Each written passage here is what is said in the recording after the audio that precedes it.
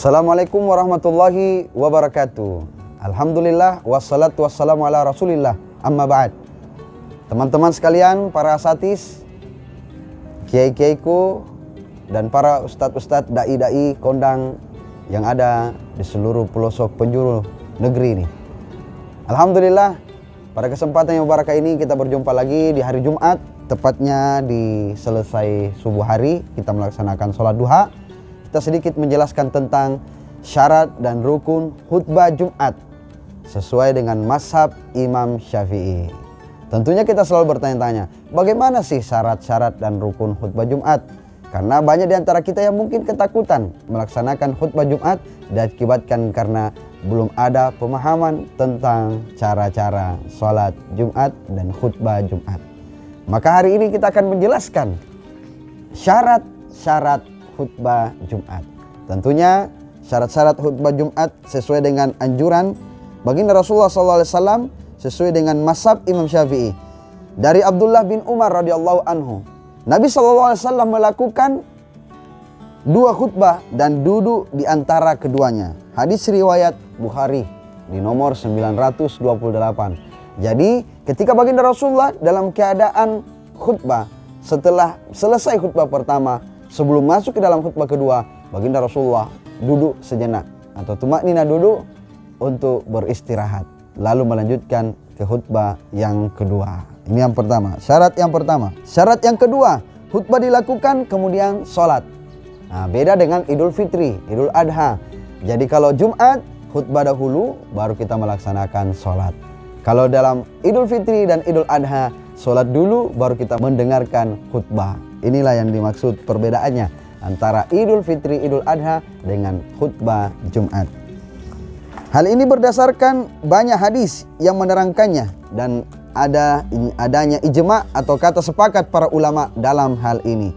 Yang ketiga, khatib harus suci dari hadas kecil dan hadas besar.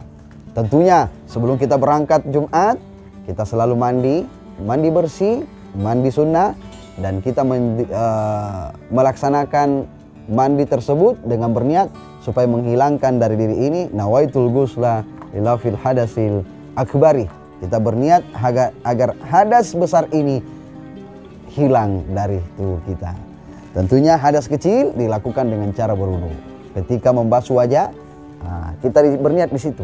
Ada pula sebelum membasuh wajah, sebelum dia berwudu, dia mengangkat tangan dan berniat berdoa, berniat untuk berwudu. Ada pula setelah berwudu baru dia berniat. Tidak ada masalah. Yang salah yang sama sekali tidak mau berwudu langsung pergi sembahyang. Itu yang salah. Selanjutnya yang keempat adalah rukun khutbah diucapkan dengan bahasa Arab. Ini. Tentunya kita masih penasaran, apa sih rukun-rukun daripada khutbah tersebut? Nah, ini dia rukun-rukun khutbah yang nanti kita akan jelaskan di akhir daripada pembahasan kita. Yang kelima, berurutan dalam mengerjakan rukun khutbah, lalu berurutan pula dalam khutbah pertama dan khutbah kedua, lalu sholat. Jika ada jarak yang lama yang dianggap oleh urf itu lama antara khutbah pertama dan khutbah kedua, juga ada jarak yang lama antara kedua khutbah dan sholat, khutbah jadi tidak sah.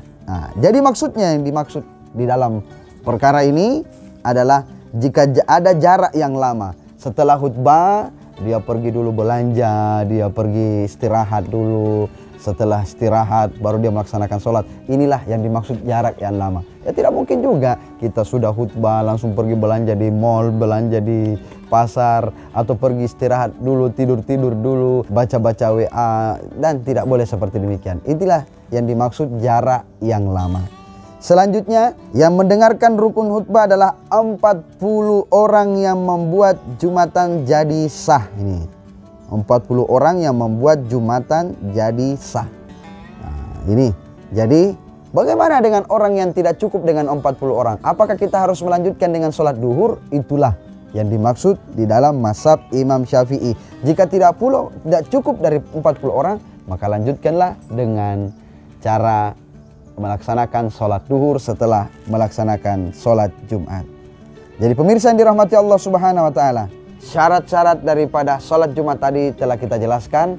Yang jelasnya diantaranya juga yang khatib ini harusnya tentu sehat, Islam, balik, berakal, dan tidak gila.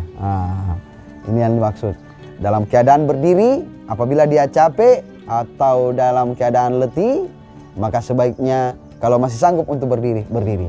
Itulah biasanya kita melihat mimbar-mimbar disiapkan tongkat-tongkat supaya kita menggunakan untuk berpegang di tongkat tersebut agar kita tidak mudah capek atau keletihan. Jadi kalau mereka yang tidak bisa untuk berdiri, maka tidak ada masalah ketika dia melaksanakan khutbah Jumat dengan cara duduk. Karena ada uzur, karena tidak sanggup untuk berdiri. Pemirsa yang dirahmati Allah Subhanahu wa taala, selanjutnya rukun khutbah. Tentu kita masih banyak yang belum paham tentang rukun khutbah. Yang pertama adalah memuji Allah. Di awalnya memuji Allah. Setelah kita mengucapkan Assalamualaikum warahmatullahi wabarakatuh, lalu kita duduk mendengarkan azan. Allahu Akbar, Allahu Akbar. Setelah akhir daripada azan, La ilaha illallah. Membaca doa, mendengarkan azan, lalu berdiri.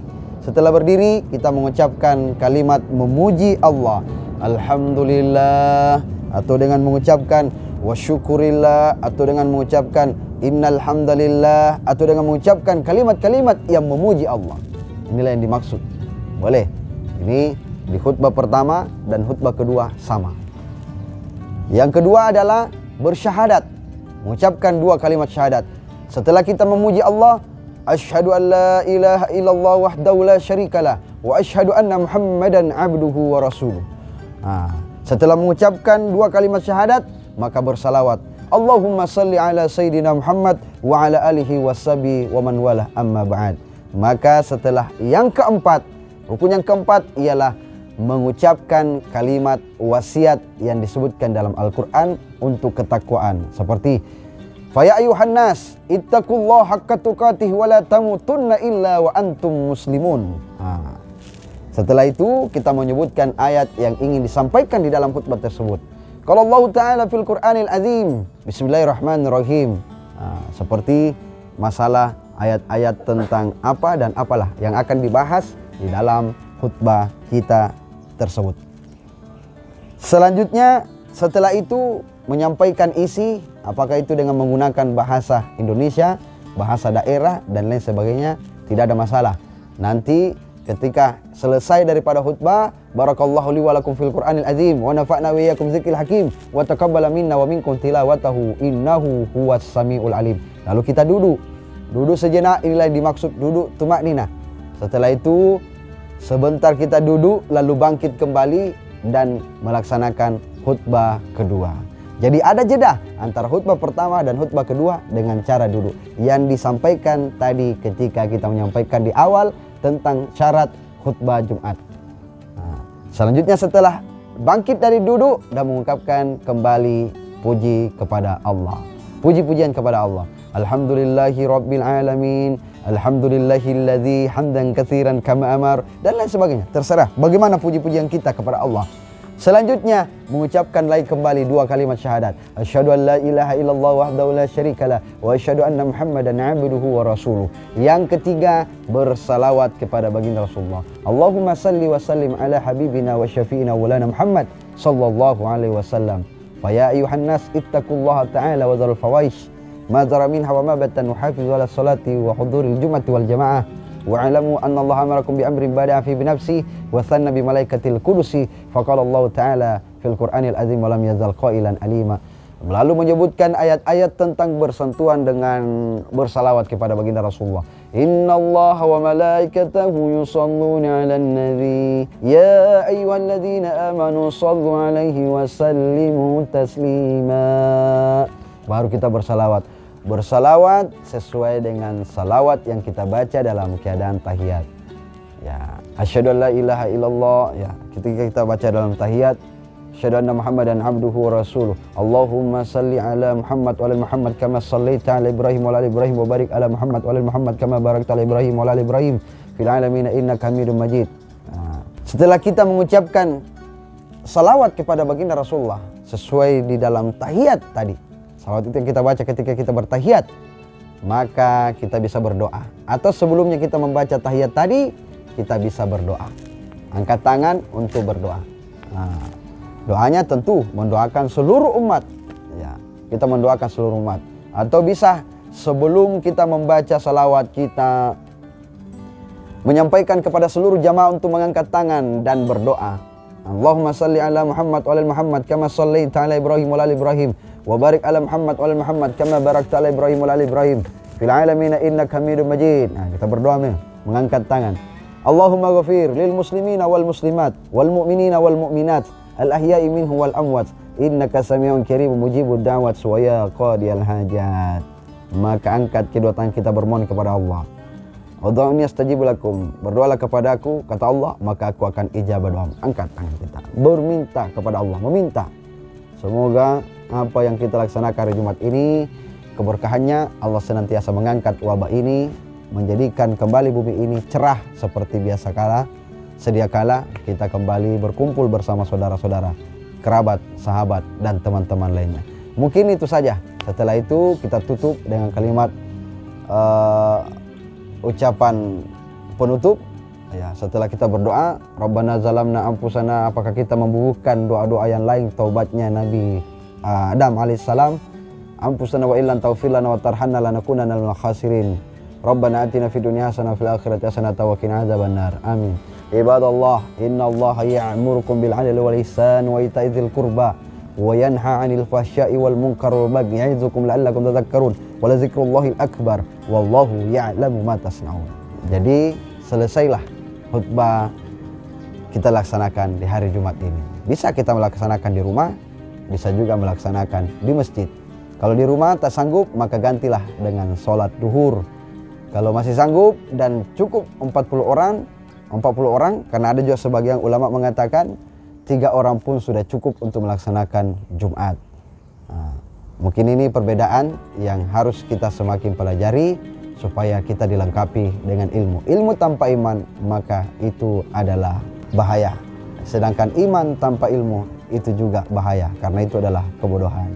Lebih dan kurangnya mohon dimaafkan, mudah-mudahan bermanfaat. Wallahul muwaffiq ila aqwamit thariq, minallahil musta'an wal istiqlan. Assalamualaikum warahmatullahi wabarakatuh.